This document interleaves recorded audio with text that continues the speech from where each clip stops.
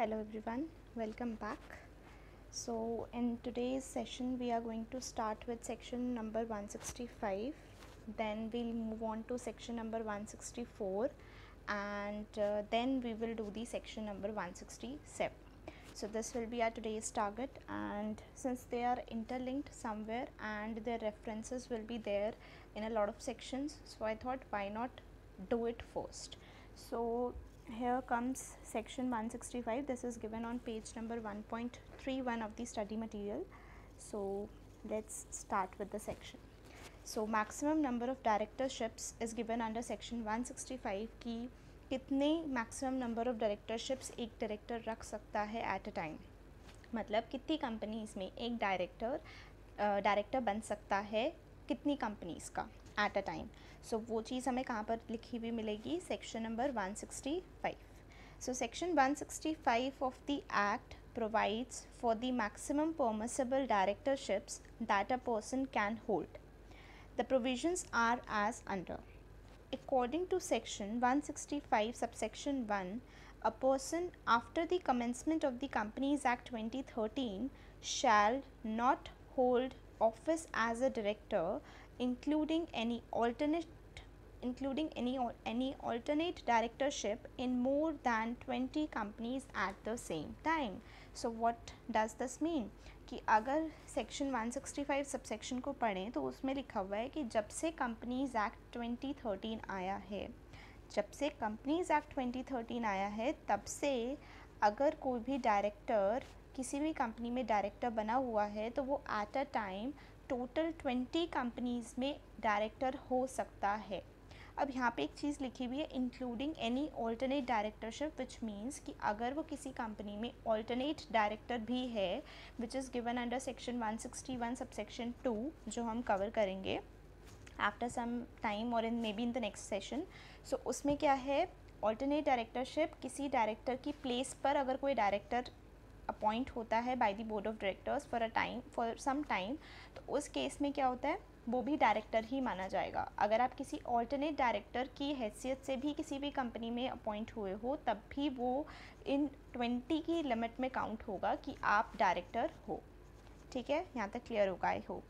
Further, out of the above limit of 20 companies, the maximum number of public companies in which a person can be appointed as a director shall not exceed 10.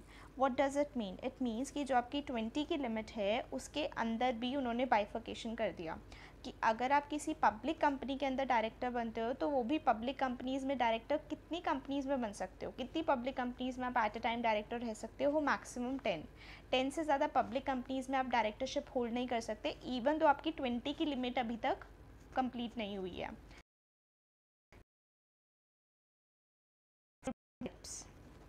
ठीक है. It may be noted that the limit of public companies, that is 10, shall include directorship in private companies that are either holding or subsidiary of such public company. तो यहाँ पे बताया है अगर कोई private company है जो कि क्या है, subsidiary of a public company है, तो उस केस में भी वो 10 की लिमिट में काउंट किया जाएगा. ठीक है, अगर कोई प्राइवेट कंपनी है जो कि क्या है, सब्सिडरी किसी पब्लिक कंपनी की है, तो उसको मानो कि वो जो 10 की लिमिट दी है ना मैक्सिमम, उसमें आपका वो इंक्लूड होगा. However, the limit of directorships of 20 companies shall not include the directorship in a dormant company as also in a section 8 company. तो dormant company हो गई, section 8 company हो गई, जिन्होंने भी section 137, section 92 का compliance किया हुआ है, उन companies के केस में आप कितनी भी number of directorships hold कर सकते हो. मतलब और डॉर्मेंट कंपनीज़ है ना जिसमें आप डायरेक्टर हो तो भी कोई दिक्कत नहीं है, सेक्शन 8 कंपनीज़ हैं मोर देन 20 तो भी चलेगा, कोई दिक्कत नहीं है. तो इसको काउंट ही नहीं करना जब भी आप 20 की लिमिट और 10 की लिमिट चेक कर रहे हो तो. ठीक है. सो यही चीज़ एग्जाम्पशंस वाले बॉक्स में हमें दी हुई है. Section 165 subsection 1, refer point number 1 above, shall not apply to a section 8 company. मतलब जो पॉइंट नंबर 1 में चीज़ दी हुई है, लिमिट दी हुई है, that will not apply to a section 8 company subject to the condition that such a company has not committed a default in filing its financial statements under section 137 or annual return under section 92 with the registrar. In other words, a directorship in Section 8 company shall not be counted for determining the maximum permissible limit. So, this was about the maximum number of directorships that you can hold as per section 165 subsection 1. अब आता है maximum. तो अगर members of the company कोई special resolution pass कर देते हैं और बता देते हैं कि हमारी कंपनी के जो भी डायरेक्टर्स हैं वो मैक्सिमम इतनी कंपनीज़ में डायरेक्टरशिप होल्ड कर सकते हैं, तो you will have to follow. तो इस केस में हो सकता है कि जो 20 की लिमिट अवेलेबल थी वो आपको 20 की अवेलेबल ना हो, क्योंकि क्या किया है, मेंबर्स ऑफ द कंपनी ने रेस्ट्रिक्शन लगा दी आपके ऊपर by passing a special resolution in the meeting. So this is what is written over here. The members of a company में, चाहे तो कर सकते हैं, हमेशा ऐसा करेंगे it's not necessary. The members of a company में by a special resolution specify any lesser number of companies in which the director of the company may act as the directors. बढ़ा सकते हैं क्या? नहीं बढ़ा सकते, कम कर सकते हैं. ठीक है. Third point, prescription of transition period of 1 year.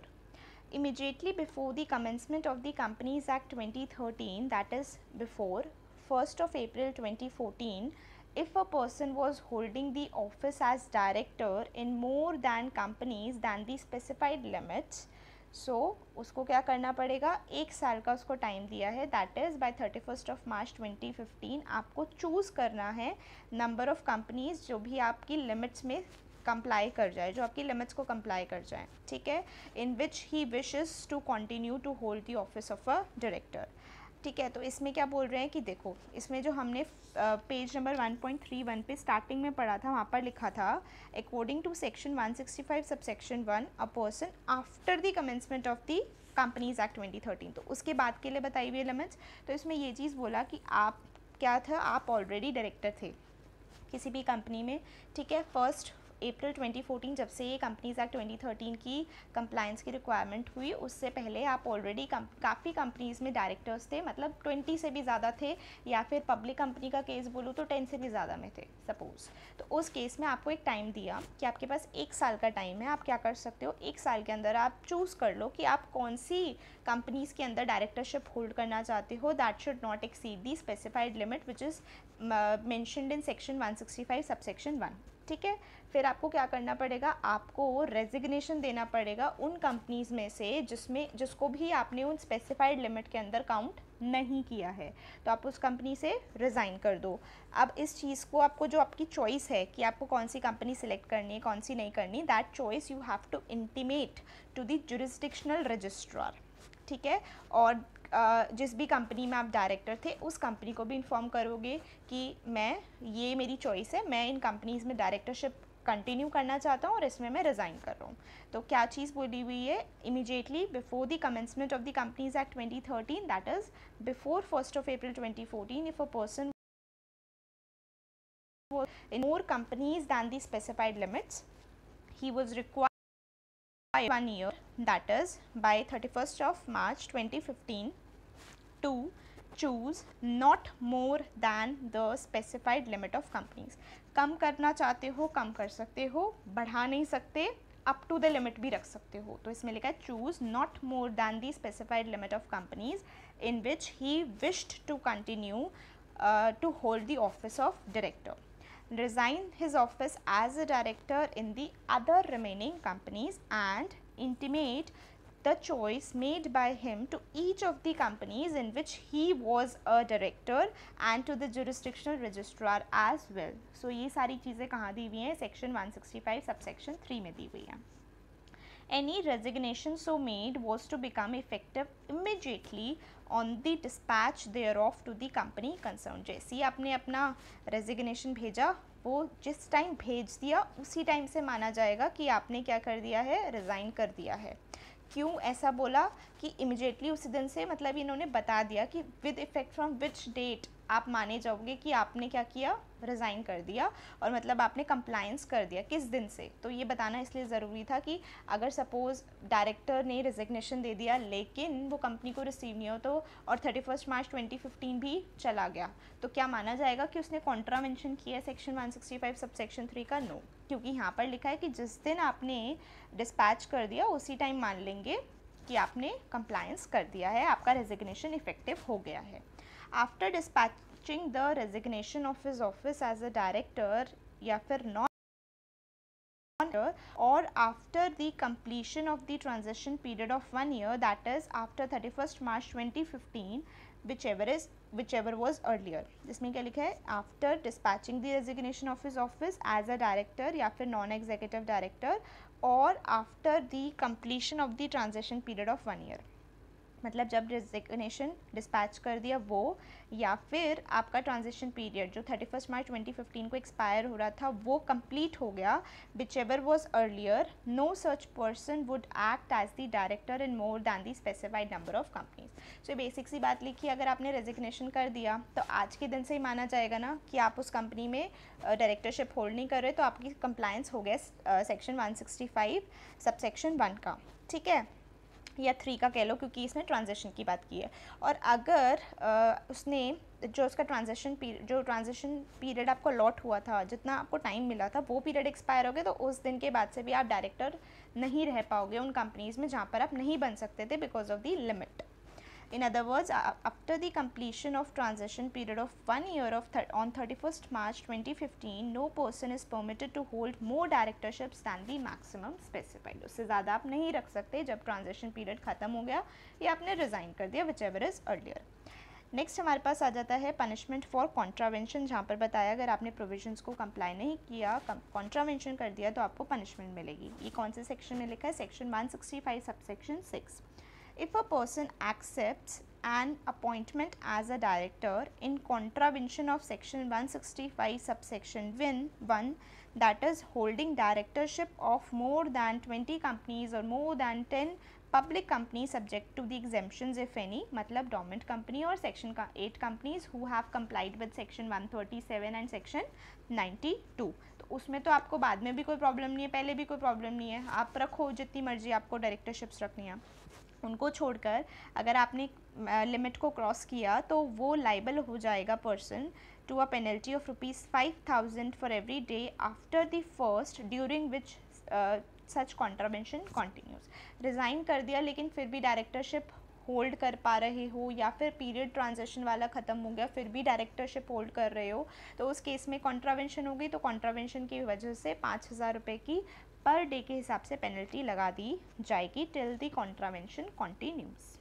ठीक है, so this was all about the section 165 जिसमें मैक्सिमम नंबर ऑफ डायरेक्टरशिप्स के बारे में बताया हुआ है. अब आ जाते हैं सेक्शन नंबर 164 पे, which is again an important section, disqualifications for appointment of director. Section 164. Section 164 of the Companies Act 2013 contains the disqualifications of a director.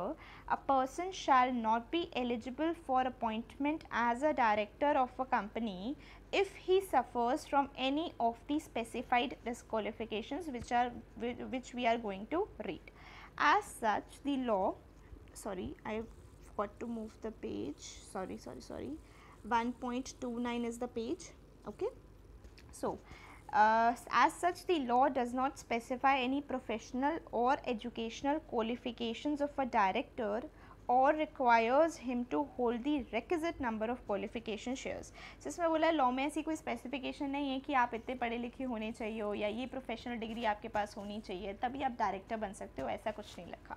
कोई भी बंदा डायरेक्टर बन सकता है. जस्ट क्या रिक्वायरमेंट होती है, एक तो वो इंडिविजुअल होना चाहिए, secondly he should possess the DIN. ठीक है, बाकी कितने नंबर ऑफ शेयर्स होने चाहिए नहीं होने चाहिए that is not prescribed by the law. ठीक है, स्पेसिफाइड नहीं है लॉ के अंदर, except that as a general rule any person desiring to become a director he should be competent to contract करने की कैपेसिटी में होना चाहिए. ऐसा नहीं होना चाहिए कि कॉन्ट्रैक्ट ही नहीं कर पा रहा, कॉम्पिटेंट होना चाहिए to contract and should have been allotted a DIN. So this is the basic thing we should know. Now various disqualifications are mentioned as under. What are the various disqualifications? So section 164 subsection 1 states that a person shall not be appointed as a director if he is of unsound mind and stands so declared by a competent court. Person unsound mind का है, ठीक है, और उसको competent court ने भी क्या किया है, डिक्लेयर कर दिया कि वो अनसाउंड माइंड का है, तो इस केस में तो हम नहीं बना सकते उसको director. he is an undischarged insolvent. He is an undischarged insolvent. He cannot become the director of a company.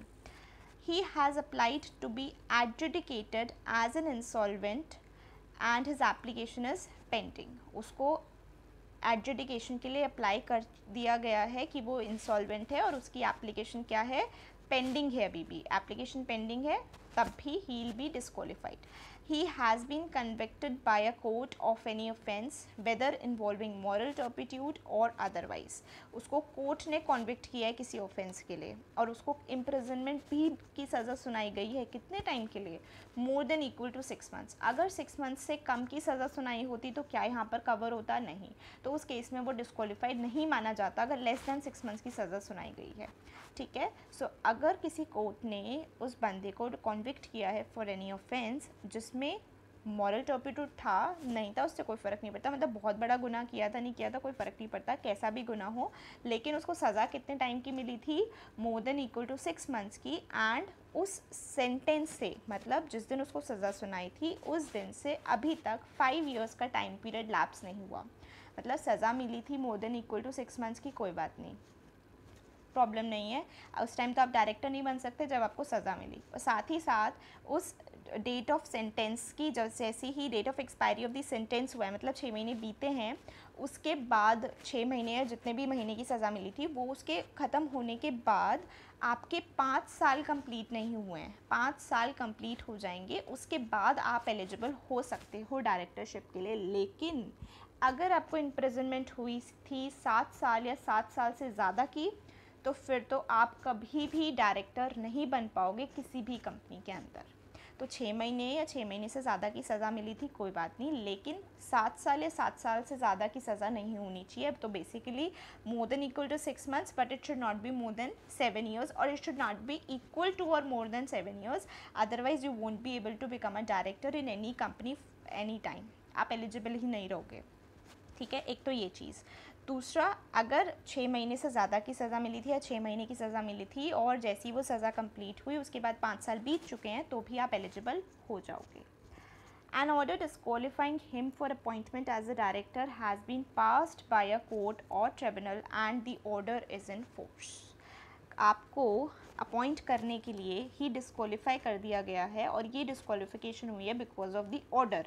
जो ऑर्डर किसने पास किया है? कोर्ट ने पास किया है या फिर ट्रिब्यूनल ने पास किया है, और उस ऑर्डर की वैलिडिटी अभी भी है. मतलब वो डिस्क्वालिफिकेशन का जो पीरियड उन्होंने ऑर्डर में मेंशन किया था, that is in force till now. तो आप डिस्क्वालीफाइड हो, you can not become the director of a company. Next, he has not paid any calls in respect of any shares of the company held by him and 6 months have elapsed from the last day fixed for the payment of the call. It is immaterial whether such shares are held individually by him or jointly with others. It does not matter. अगर आपने company के अंदर shares लिए हैं, shares की calls मंगवाई गई, shares के लिए पैसे मंगाए गए, पैसे को पे करने की लास्ट डेट थी, आपने उस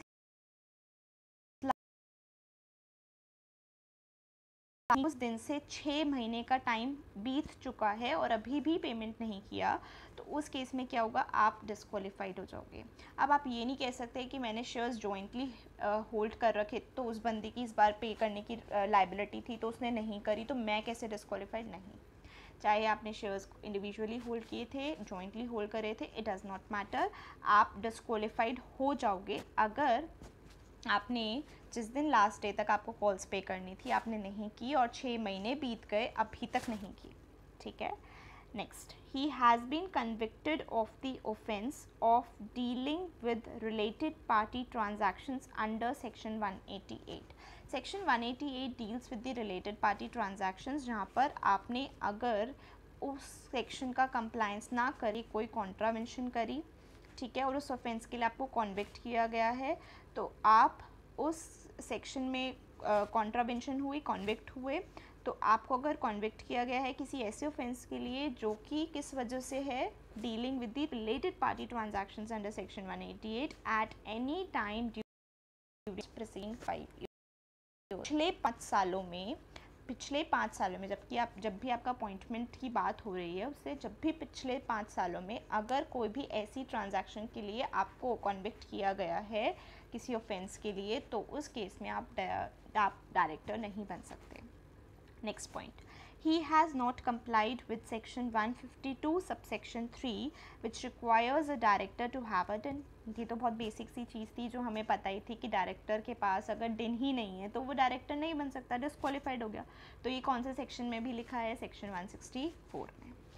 He has not complied with the provisions of section 165 subsection 1 relating to holding of specified number of directors, जो अभी हमने पढ़ा था, section 165 subsection 1, 20 companies, 10 companies, exception is section 8 company and dormant company. तो उस केस में क्या बोला है, अगर ये वाला केस होता है तो इस केस में भी आप क्या हो जाओगे, डिस्क्वालीफाइड, क्योंकि ऑब्वियस सी बात है अगर आप ज़्यादा कंपनीज़ में डायरेक्टरशिप होल्ड कर रहे हो तो आप डिस्क्वालीफाइड हो। ठीक है, next, subsection 2 of section 164 prescribes disqualifications which get attracted to a person if he is or has been a director of a company which has committed default as under। तो इसमें क्या बताया है कि आप किसी कंपनी के डायरेक्टर हो और रह चुके हो जिस कंपनी ने क्या किया है, डिफ़ॉल्ट किया है। ठीक है, मतलब पहले डायरेक्टर थे तब भी, अभी हो तब भी डिस्क्वालीफाइड हो जाओगे। कब, जब जिस कंपनी आप डायरेक्टर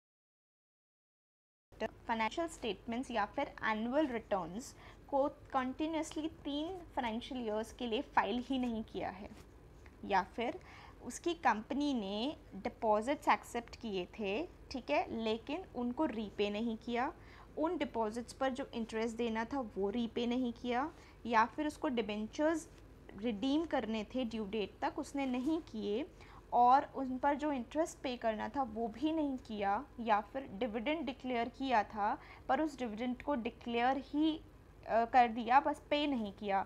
तो इस केस में ये सारे काम आपने अगर 1 साल या 1 साल से ज़्यादा के लिए कर दिए, मतलब ये सारे ईयर्स 1 साल से ज़्यादा के लिए हो गए, तो in that case section 164 subsection 2 will get attracted. तो पहली कंडीशन थी कि उस कंपनी ने अपनी फाइनेंशियल स्टेटमेंट्स या फिर एनुअल रिटर्न फाइनेंशियल ईयर्स तक के लिए फाइल नहीं किया, तो उस केस में वो डायरेक्टर क्या हो जाएगा, डिस्क्वालीफाइड हो जाएगा, चाहे वो अभी डायरेक्टर है चाहे वो पहले डायरेक्टर था। मतलब अभी डायरेक्टर नहीं है उस कंपनी का, लेकिन पहले जब वो था उसी पीरियड की फाइनेंशियल स्टेटमेंट्स की फाइलिंग नहीं हुई है। ठीक है, तो एक तो पॉइंट ये हो गया। दूसरे में से पहले और वर्ड लिखा है, मतलब अगर इन दोनों में से एक भी चीज़ हुई तो वो डिस्क्वालिफिकेशन को अट्रैक्ट करेगा under section 164 subsection 2। Second point क्या है, his company has failed to repay the deposits जो उसने एक्सेप्ट किए थे। तो इधर 3 ही चीज़ों के बारे में लिखा है। 3 कौन सी चीज़ें हैं, डिपॉजिट्स, डिबेंचर्स की रिडेम्पशन और तीसरा डिविडेंड। इसके अलावा और कोई चीज़ लिखी होगी तो उसको सेक्शन 164 सबसेक्शन 2 की डिस्क्वालिफिकेशन से मत कंपेयर कर लेना। सिर्फ ये 3 ही चीज़ें हैं। कौन सी, deposits, debentures and dividend declared. इन तीनों के इंटरेस्ट, ठीक है, इन तीनों के क्या डिविडेंड का कोई इंटरेस्ट नहीं होता, ऑब्वियसली दोनों का ऊपर वालों का इंटरेस्ट, जिसको आपने 1 साल या 1 साल से ज़्यादा ही किया है। ठीक है, in both the above cases of default, the director concerned shall not be eligible to be reappointed as a director of such defaulting company। सो दोनों ही केसेस में जो भी डायरेक्टर कंसर्न है वो एलिजिबल नहीं होगा किस चीज़ के लिए, कि वो रीअपॉइंट हो जाए उसी कंपनी में एज अ डायरेक्टर और appointed in some other company for a period of 5 years from the date on which the said company has committed a default. जिस दिन कंपनी ने डिफ़ॉल्ट किया उस दिन से 5 साल तक आप ना ही डिफ़ॉल्टिंग कंपनी में डायरेक्टर रह सकते हो, रीअपॉइंट नहीं हो सकते, ना ही किसी और कंपनी में अपॉइंट हो सकते हो। However, in case a person is appointed as a director of a company which has committed default as per clause A or clause B above, in case a person is appointed as a director of a company, उस company का जिसने default किया है A या B clause वाला, तो he shall not incur the disqualification for a period of 6 months from the date of his appointment।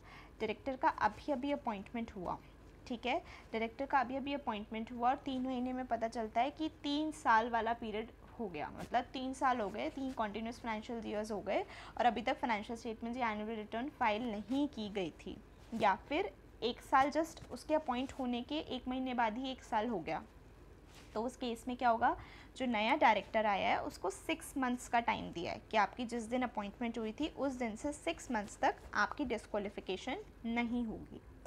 अब हमारे पास आ गया हमारा मोस्ट फेवरेट बॉक्स, एग्जेम्पशंस का बॉक्स। एग्जेम्पशंस के बॉक्स में क्या लिखा हुआ है, एग्जेम्पशंस में लिखा हुआ है कि जो सेक्शन 164 सबसेक्शन 2 है ना, मतलब जो दो पॉइंट्स हमने पढ़े, 3 कॉन्जिक्यूटिव फाइनेंशियल ईयर्स वाला और 1 ईयर और मोर वाला, वो वाला प्रोविज़न एप्लीकेबल नहीं होगा किसी भी गवर्नमेंट कंपनी को जिसने डिफ़ॉल्ट नहीं किया है सेक्शन 137 और सेक्शन 92 का, ठीक है।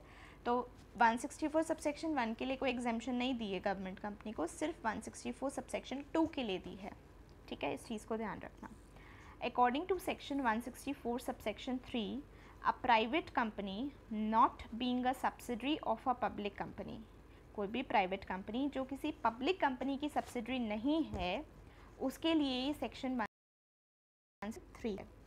A private company is permitted to provide for additional disqualifications through its articles of for appointment of a person as a director besides those specified in subsections 1 and 2 of section 164। इसमें क्या लिखा है, इसमें बोला है कि सेक्शन 164 सबसेक्शन 1 एंड 2 के अलावा भी अगर कोई प्राइवेट कंपनी, जो प्राइवेट कंपनी किसी पब्लिक कंपनी की सब्सिडरी ना हो, मतलब पब्लिक कंपनी की सब्सिडरी वाली प्राइवेट कंपनी को छोड़ के जो बाकी सारी प्राइवेट कंपनीज़ हैं उनके पास एक ऑप्शन है, क्या ऑप्शन है कि वो 164 सबसेक्शन 1 और 2 वाली तो है ही हैं डिस्क्वालिफिकेशंस, वो चाहे तो अपने AOA में ना कुछ एडिशनल डिस्क्वालिफिकेशंस भी मेंशन कर सकते हैं कि हमारे डायरेक्टर का अगर कुछ ऐसा है तो वो भी नहीं बन सकता, कुछ ये है तो नहीं बन सकता, तो वो और भी कोई डिस्क्वालिफिकेशंस मेंशन करना चाहते हैं तो कर सकती हैं।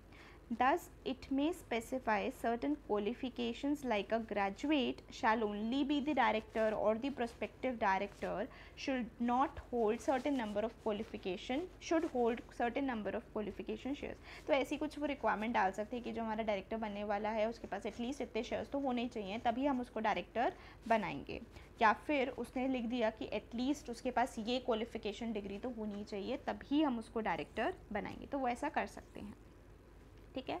Note in of proviso to section 164 section 3 the disqualifications refer to in clause DEG। DEG कौन सी डिस्क्वालिफिकेशंस थी, तो देखो D हमारी डिस्क्वालिफिकेशन थी more than equal to 6 months वाली, जहाँ पर आपको कॉन्विक्ट किया है किसी कोर्ट ने, वो वाली। ई की बात करें तो डिस्क्वालिफिकेशंस बाय कोर्ट या फिर ट्रिब्यूनल, उसका ऑर्डर आया है और ऑर्डर इज़ एन ऑफेंस, ये हमारा ई वाला पॉइंट था, क्लॉज था।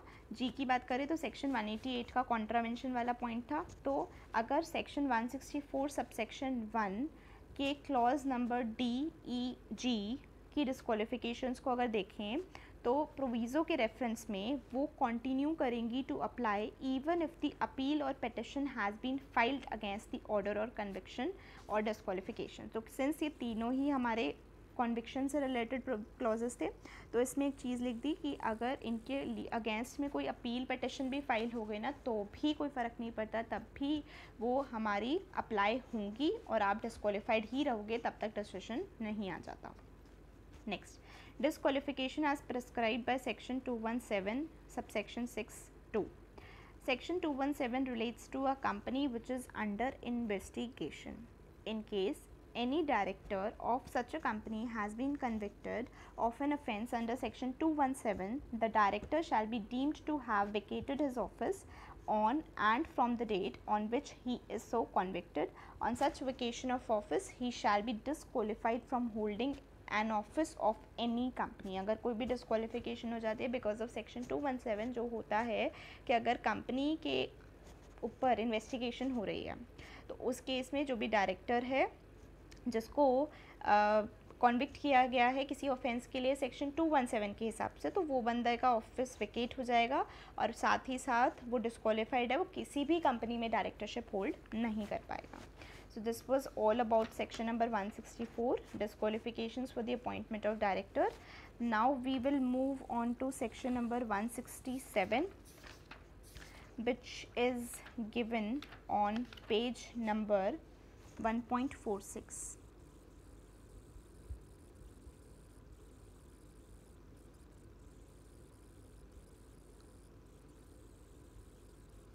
Vacation of office of director, section 167.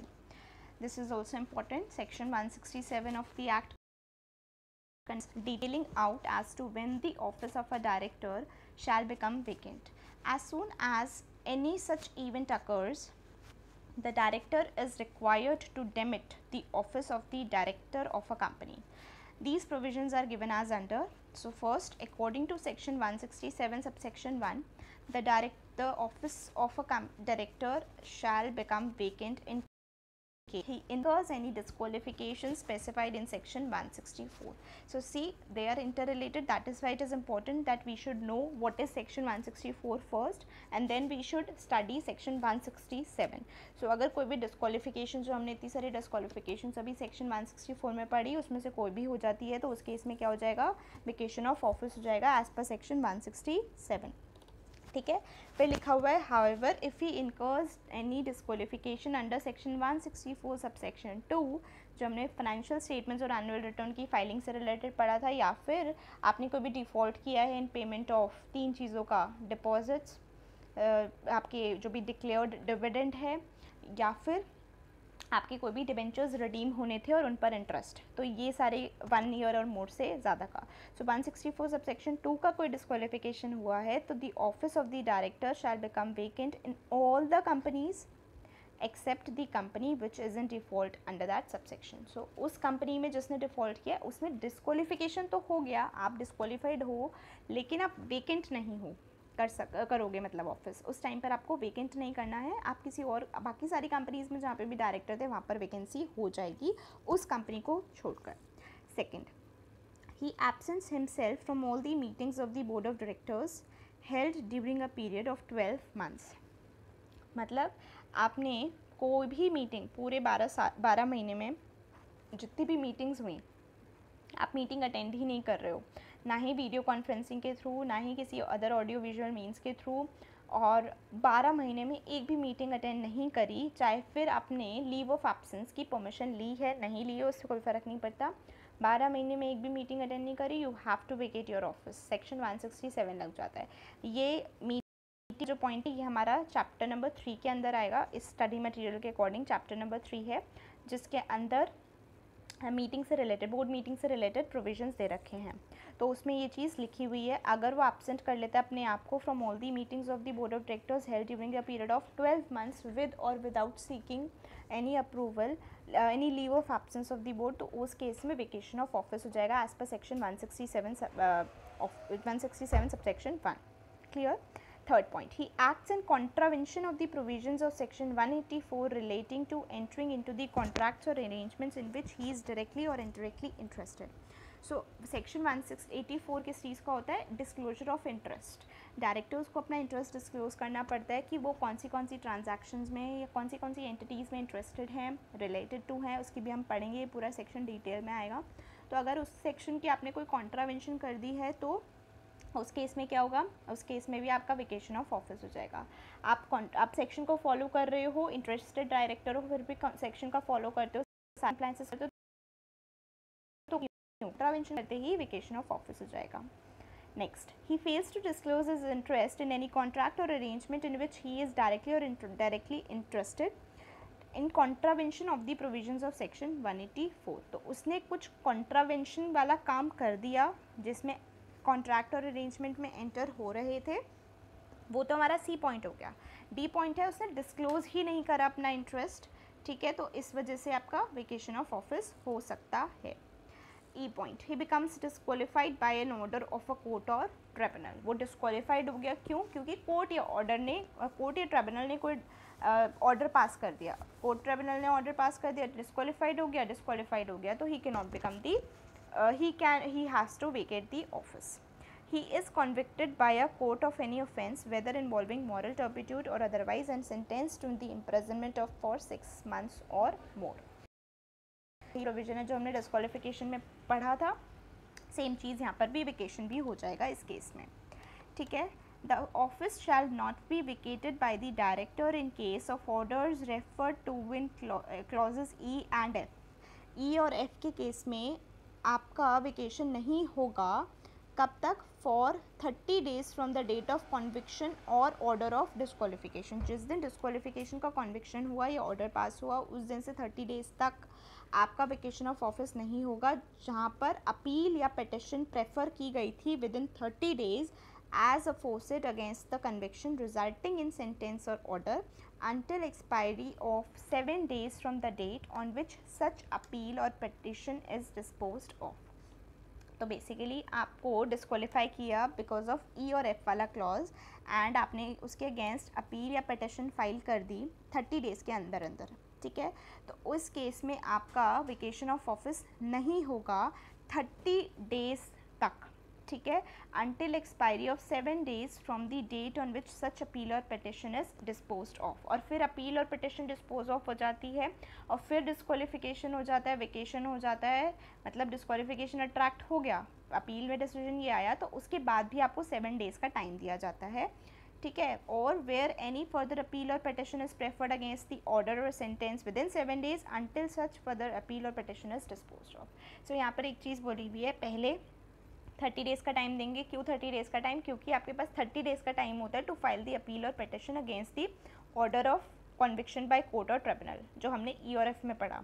तो 30 डेज़ तो आप इसीलिए रहोगे, आपका कोई वेकेशन नहीं होगा. फिर जब ये वाला जो अपील या पिटिशन का डिसीजन आता है और उसमें कुछ ऐसा हो जाता है कि वेकेशन हो रही है, होनी चाहिए, तो उस केस में भी 7 डेज़ का आपको फिर से टाइम दे दिया कि आप आगे अपील और ले. अगर आपने 7 दिन के अंदर अंदर अपील पिटिशन कर दी तो उसके बाद भी आप वेकेशन नहीं होगा. कब तक नहीं होगा? जब तक वो अपील या पिटिशन जो सेकंड टाइम हुई है वो डिस्पोज ऑफ नहीं हो जाती, ठीक है. नेक्स्ट आ जाता है जी, he is removed in pursuance of the provisions of companies act 2013 like when he is required to vacate the office for disqualification under section 217 subsection 6, that is conviction for committing in offence under section 217 जो हमने investigation वाला पढ़ा था, तो उसको remove किया गया था बिकॉज ऑफ दिस. तो उस केस में भी आपका वेकेशन ऑफ ऑफिस हो जाएगा क्योंकि डिस्क्वालिफिकेशन हो जाता है. तो इस वजह से जैसे हमने सेक्शन 164 में पढ़ा था वही चीज़ है, तो उस केस में वेकेशन भी हो जाएगा. Next, he having been appointed a director by virtue of his holding any office or other employment in the holding subsidiary or associate company ceases to hold such office or other employment in that company. जो बंदा appoint हुआ था as a director, ठीक है, because of his holding any office या फिर other employment in the holding subsidiary और associate company ceases to hold such office or other employment in that company. आपका अपॉइंटमेंट जिस वजह से हुआ था वो वजह ही ख़त्म हो गई, तो उस केस में आपका क्या हो जाएगा? Vacation of office. Provision of additional ground for vacation, provision of additional ground for vacation by a private company.